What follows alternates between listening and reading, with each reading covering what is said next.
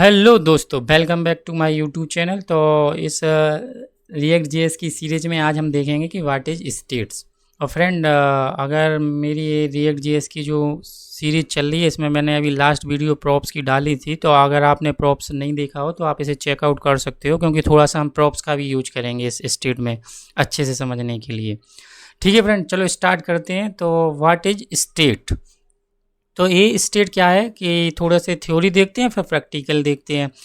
तो react component has a built in state object. ठीक है, तो इसमें क्या होता है, एक बिल्ट मतलब ये पहले से बना हुआ ऑब्जेक्ट होता है, आपको इसको यूज करना होता है।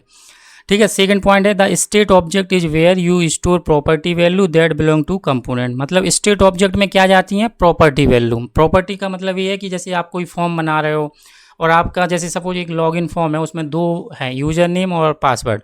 तो यूज़र नेम जो जाएगा वो एक प्रॉपर्टी हो गई, और जो एक पासवर्ड हो गई वो भी एक प्रॉपर्टी हो गई। तो हम उसको क्या स्टेट ऑब्जेक्ट में सेव कर सकते हैं। ठीक है, when state object changes the component री रेंडर। मतलब आप कोई भी अगर मतलब स्टेट चेंज होती है तो कंपोनेंट री रेंडर होता है। ठीक है, उसे शो करने के लिए। तो अगर आपको ये अभी थ्योरी समझ में आई हो तो ठीक है, नहीं आई हो तो अभी आप प्रैक्टिकल देख करेंगे हम लोग, तो आपको सब कुछ समझ में आ जाएगा। बस अभी आप ये समझो कि हमें स्टेट कब यूज करना है। आप सपोज ये मैंने अभी आप देखोगे मेरा ये जो प्रोजेक्ट है, इसमें मैं आपको बता देता हूँ। इसमें कुछ नहीं है, एक हेडर है। मैं आपको इसका कोड दिखा देता हूँ। ये सिंपल सा हेडर मैंने गूगल से डाउनलोड किया है, क्योंकि मेरा थोड़ा CSS में हाथ तंग है, मुझे ज़्यादा कुछ CSS में नहीं आता। ठीक है, तो ये छोटा सा एक हेडर है। इस हेडर को मैं रिटर्न करा रहा हूँ, और app.js जो है, और यहाँ पे इसको मैंने यूज किया हुआ है। ये प्रॉप्स मैंने पहले पास कर रखी हैं, तो मैंने छोड़ दिया है कि ये प्रॉप जब हम लोग प्रॉप्स पढ़ रहे थे। और इस वाले फॉर्म में हमने क्या कर रखा है, एक छोटा सा फॉर्म बना रखा है। उसमें सिर्फ एक नेम डला हुआ है, लेवल, टाइप टेक्स्ट है, और योर नेम इज ये प्रिंट हो रहा है, ये वाला। क्योंकि अब हम क्या करने वाले हैं कि इस सपोज देखो, आप अगर कोई जेएस से कोई फॉर्म बनाते हो या कुछ भी करते हो, तो उससे आप क्या करते हो, आपकी वैल्यू कैसे एक्सेस करते हो। आप या तो गेट एलिमेंट बाय आईडी या कोई क्वेरी सिलेक्शन चलाते हो।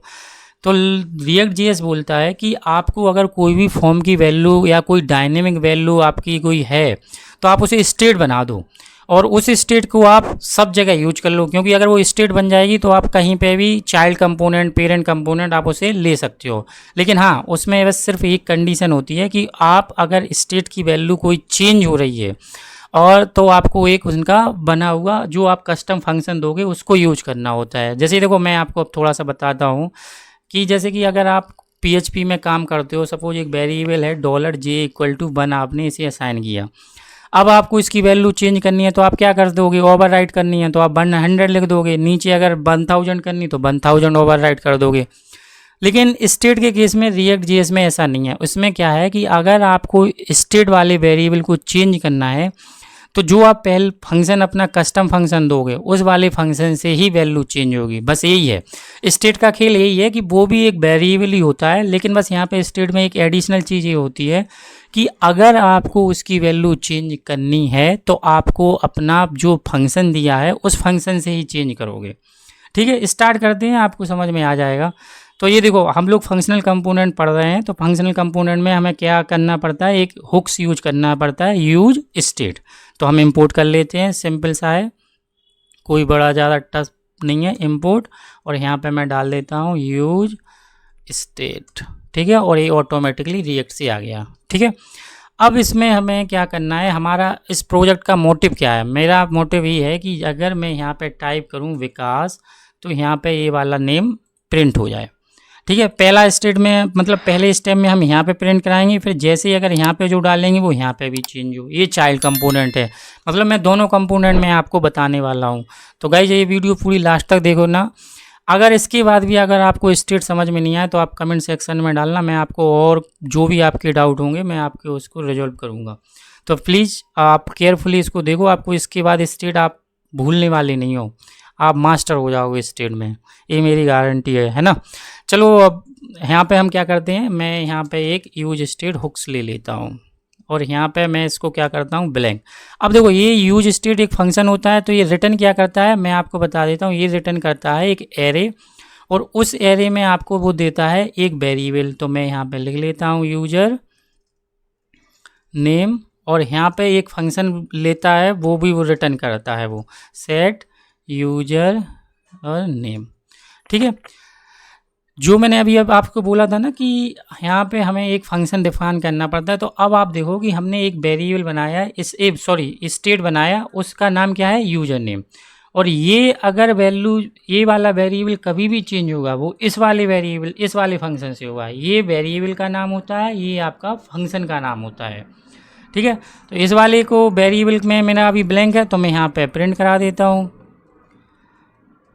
और मैंने इसको स्टेट, अब मैंने इसे स्टेट बनाया है, लेकिन हमने कहीं पे इसको चेंज तो किया नहीं है। तो हम क्या करने वाले हैं कि अगर कोई जो हमारा टेक्स्ट फील्ड है उस पर अगर कुछ चेंज हो, तो इस वाली स्टेट को हम चेंज करेंगे इस वाले वेरिएबल में। इसे आप वेरिएबल ही बोल सकते हो, क्योंकि ये वेरिएबल ही है फाइनल। एट लास्ट जो भी चीज़ हम देखते हैं वो बस वेरिएबल ही होते हैं, है ना। अब मैं यहाँ पे लिख देता हूँ ऑन चेंज, और यहाँ पे एक फंक्शन पास कर देता हूँ चेंज यूजर। मैं यहाँ पे थोड़ा सा दे देता हूँ चेंज नेम। यहाँ पे मैं देता हूँ सिर्फ चेंज नेम, कि नेम हमारा चेंज हुआ है। ठीक है, अब ये वाला फंक्शन हमारा कहीं पे बना नहीं है, तो हम इसे बनाएंगे।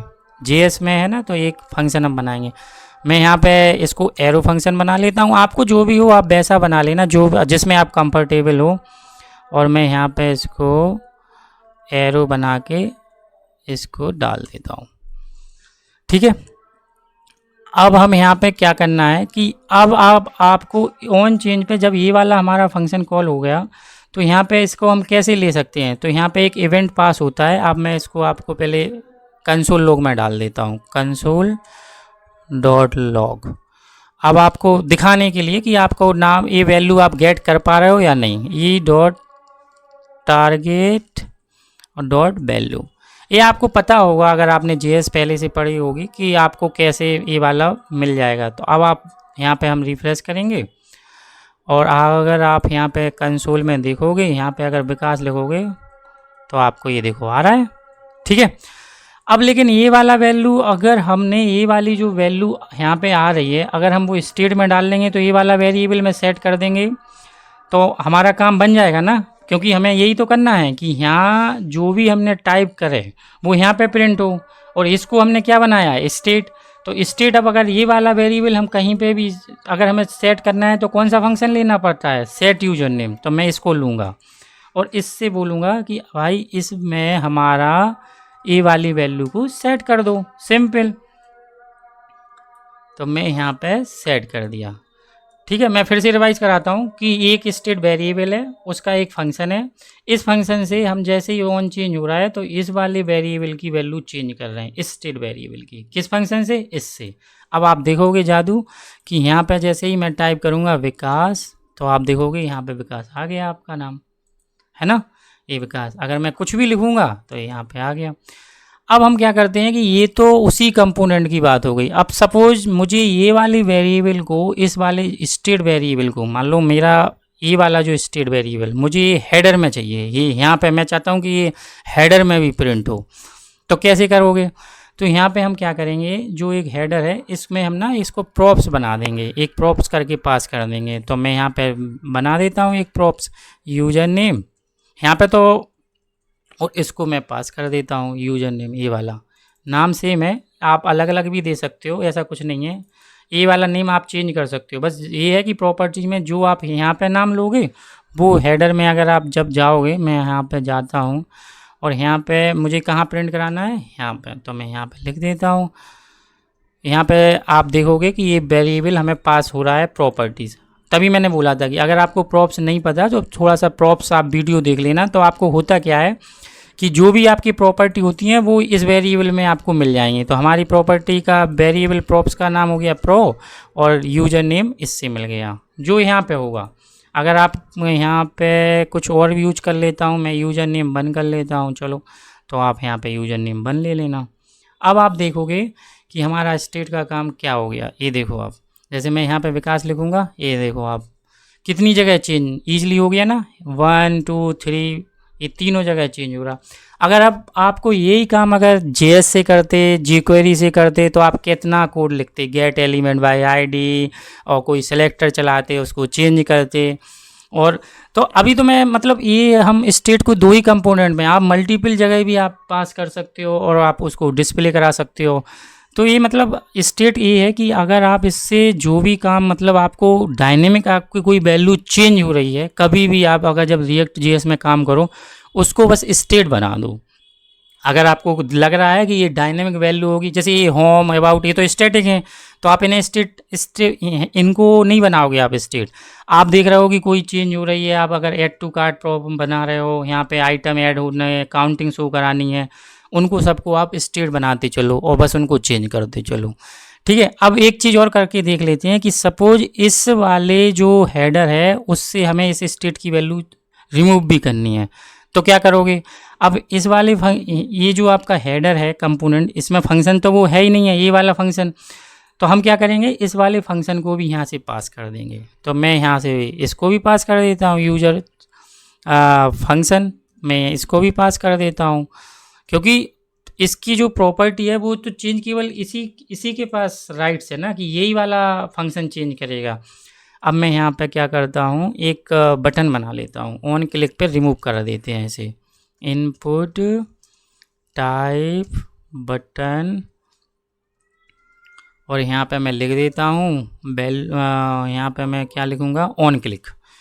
ठीक है, ऑन क्लिक, और मैं ऑन क्लिक पे मैं सिंपल सा यहीं पे एक एरो फंक्शन बना के लिख देता हूँ, और यहाँ पे मैं क्या करता हूँ, ऑन क्लिक पे, और ये वाली चीज़ को मैं क्या करता हूँ, यहाँ पे बाइंड कर देता हूँ, और यहाँ पे वैल्यू में दे देता हूँ रिमूव, वैल्यू में देता हूँ रिमूव नेम। ठीक है, अब देखो आप, ये जो हमारा फंक्शन है वो किस प्रॉपर्टी में, यूजर फन। ठीक है, यूजर एफएन, तो यहाँ पे मैं क्या करूँगा, यूजर एफएन, और ये हमारा किस प्रॉपर्टी से मिलेगा, प्रो, तो प्रो डॉट यूजर एफएन, और इसको हम क्या सेट करना है, अगर रिमूव करना है तो हम ब्लैंक कर देंगे। ठीक है, और अब आप देखोगे इसका जादू कि ये वाला फंक्शन हमारा यहाँ तक आ चुका है। ये हमारा जो फंक्शन, जो इस वेरिएबल का नाम होगा वो आपको यहाँ पे लेना है। प्रॉप्स आपको पता ही है कि जो आपको ऊपर से पास हो रहा है। ठीक है, चलो देख लेते हैं। ये देखो रिमूव नेम आ गया। अब आप देखोगे कि अगर यहाँ जैसे ही इसको रिमूव करोगे, क्लिक करोगे, यहाँ से रिमूव हो जाएगा, यहाँ से रिमूव हो जाएगा, ये देखो। और यहाँ से अगर रिमूव करना है तो यहाँ से भी मैं रिमूव कर देता हूँ। इसको हम क्या करते हैं, इसको वैल्यू में, ये जो हमारा टेक्स्ट फील्ड है जो ऑन चेंज हो रहा है, इसको हम डाल देते हैं इसके अंदर। इसको हम क्या बना देते हैं, प्रॉपर्टी, तो यहाँ से भी रिमूव हो जाया करेगा। ये देखो, अब मैं अगर टाइप करूँगा, जैसे मैं यहाँ पर टाइप करता हूँ राम, तो आप देखोगे राम कितनी जगह है, 1 2 3। अगर मैं रिमूव के पे क्लिक करूँगा तो कहाँ कहाँ से रिमूव होगा, यहाँ से भी रिमूव होगा, यहाँ से आप ये देखो, है ना। तो ये स्टेट की काफ़ी अच्छी मतलब ब्यूटी है कि आप अगर कोई भी वेरिएबल आप डायनेमिकली कोई भी पूरा प्रोजेक्ट में चेंज करना चाहते हो, उस वेरिएबल को, उस वाली चीज़ को आप स्टेट बना दो, और वो वाला फंक्शन और वो वाला वेरिएबल आप अपने कंपोनेंट में पास कर दो, और आप अपना काम करो जो भी आपको करना हो। बस यही स्टेट है फ्रेंड। और अगर आपको ये स्टेट समझ में आया हो फ्रेंड, तो प्लीज़ लाइक करें, सब्सक्राइब करें और शेयर करें, जिससे अदर फ्रेंडों की हेल्प हो सके। Thank you friend.